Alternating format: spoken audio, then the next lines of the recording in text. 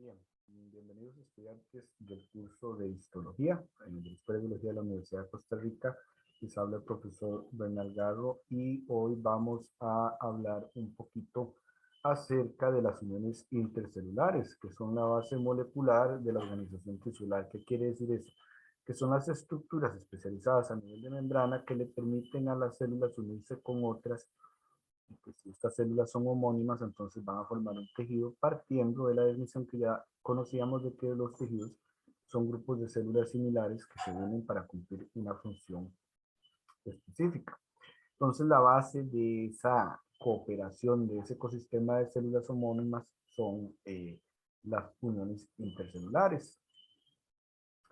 Entonces, esto es lo que constituye la base de la multicelularidad. La multicelularidad implica que las células van a vivir en un contexto social. Ese contexto social se va a llamar tejido, ¿verdad?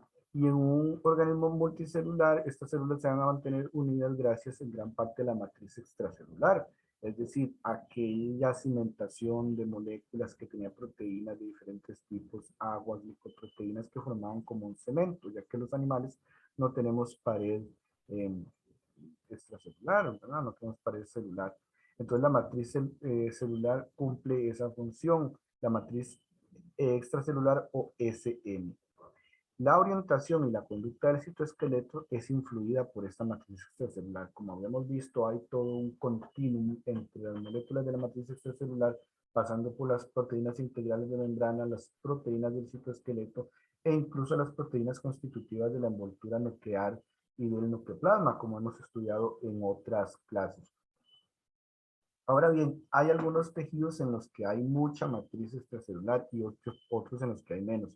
Vemos, por ejemplo, acá esta capa de tejido epitelial está cimentada sobre una capa delgada de la lámina basal, que también ya hemos estudiado, la cual actúa como límite y a su vez cimentación con el tejido conjuntivo o conectivo que está debajo de esta lámina. Entonces, en este caso, la matriz extracelular es más delgada y vamos a tener importantes uniones de las células a esta matriz extracelular, a esta lámina basal, como vemos aquí, así como uniones célula-célula que van a permitir establecer ese tejido epitelial. Por lo tanto, ya vemos que hay dos tipos principales de uniones, las uniones célula-célula y las uniones célula-tejido, perdón, célula-matriz extracelular.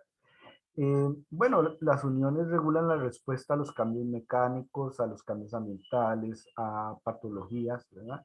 Y muchas de estas patologías van a tener su fundamentación en la pérdida de homeostasis, por ejemplo, en la comunicación de los mensajeros que vienen de la matriz celular hacia las células y viceversa. Cuando hay una desorganización de estos procesos pueden ocurrir patogenias que lleven incluso, por ejemplo, al desorden celular y a la migración, por ejemplo, en los casos de algunos tipos de cáncer. Entonces tenemos uniones célula-matriz extracelular, importantísimas en muchos tejidos conectivos, tales como los huesos y los cartílagos, ¿no?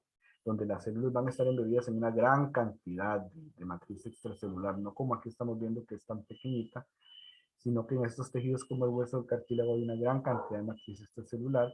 Y entonces el citoesqueleto tiene uniones e interacciones importantes con esta matriz extracelular. Y luego tenemos las uniones célula-célula, que son fundamentales en los tejidos donde hay menos de esta matriz extracelular. Por ejemplo, los tejidos que solo tienen una lámina basal, el que acabamos de mencionar, por ejemplo, el tejido epitelial.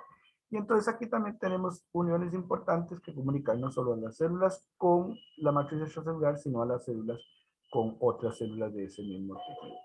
Entonces, podemos subdividir a las proteínas principales, ¿verdad? Que se van a unir. Estas proteínas de unión van a tener ligámenes con las proteínas del citoesqueleto, entonces se unen a este citoesqueleto. Las podemos dividir a esas proteínas o moléculas de adhesión celular en dos grandes grupos principales, digamos, para comenzar por ahí. La superfamilia de las caderinas por un lado y la superfamilia de las integrinas por el otro.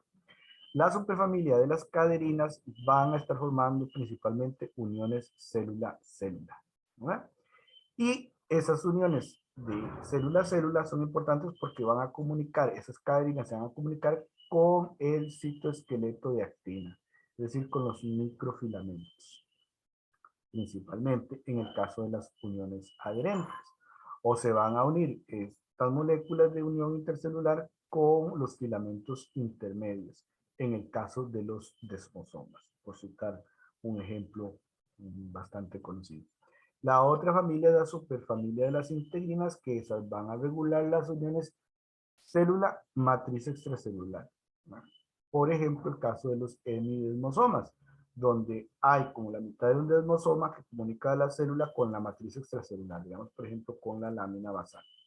Entonces, aquí en este esquemita vemos que las fibras del citoesqueleto, llámense los filamentos intermedios o los microfilamentos de actina principalmente, van a estar asociadas con proteínas adaptoras, ¿verdad? Por ejemplo, las cateninas, por citar un ejemplo. Y estas proteínas adaptoras se van a unir a proteínas integrales transmembrana que tienen un dominio citosólico, un dominio intermembrana y un dominio extracelular. En el caso de la unión célula-célula, digamos, aquí ella se va a encontrar con otra, por ejemplo, si fuera una caderina, otra caderina de la célula vecina y se van uniendo. Entonces vean que queda unido el citoesqueleto de esta célula con el citoesqueleto de la célula vecina. Esto es una unión célula-célula. Entonces ahí podemos hablar de caderinas, por ejemplo, ejemplo principal. Si hablamos de la unión célula matriz extracelular, tenemos acá, igual que podemos tener proteínas adaptoras y proteínas integrales, pero el dominio extracelular de esta proteína integral ya se va a unir a una molécula de esa matriz extracelular, llamémosla, por ejemplo, una fibronectina, una molécula de colágeno. Entonces, esos son los dos principales grupos de unión. Célula-célula, principalmente caderina, célula matriz, principalmente integrina. No que sean las únicas, sí que son las más, digamos, trascendentales o las más estudiadas. Estas moléculas caderinas de unión célula a célula son muy interesantes. Ahí tenemos, son glicoproteínas, por ahí les anoté en alguna parte, transmembrana. Eh, tienen en el dominio extracelular, las cadenas pueden ser de varios tipos, pero las que llamamos cadenas clásicas tienen 5 dominios extracelulares, a los que llamamos S1, 2, 3, 4 y 5. Estos dominios son de unión a calcio. Es decir, para cumplir su función de unión entre células tienen que estar unidas con calcio. Son los dominios extracelulares. Vean que el dominio citosólico, vean el extremo amino terminal de las caderinas está en el extremo extracelular y el extremo carboxilo terminal está en el citoplasma. Esta cola carboxilo terminal se une a las cateninas, por ejemplo, la catenina alfa, la beta, la gamma y otras más que hay, que son las proteínas adaptadoras que terminan uniéndolo a los microfilamentos de actina en el caso de las caderinas. La conformación básica, cuando ya observamos la unión entre dos células vecinas, hay dos modelos posibles para explicarlo. Uno es el modelo en Zipper, como este que vemos acá, que es el que arroja más o menos los estudios con rayos X, aunque los estudios con criofractura y microscopía electrónica posterior de transmisión indican más bien que podría ser una asociación de oligómeros en forma como de cilindros, ¿verdad? Que están unidos frente a frente.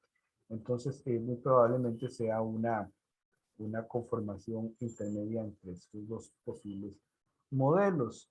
Las caderinas, entonces, como dijimos, actúan como receptores de membrana, actúan en las uniones hemofílicas, es decir, con otras, se unen a otras caderinas y unen células del mismo tipo, principalmente, aunque hay algunas caderinas que pueden participar en uniones heterofílicas, pero la gran mayoría son uniones homofílicas dependientes del calcio. Cada uno de estos dominios S externos miden aproximadamente más que menos 110, tienen 110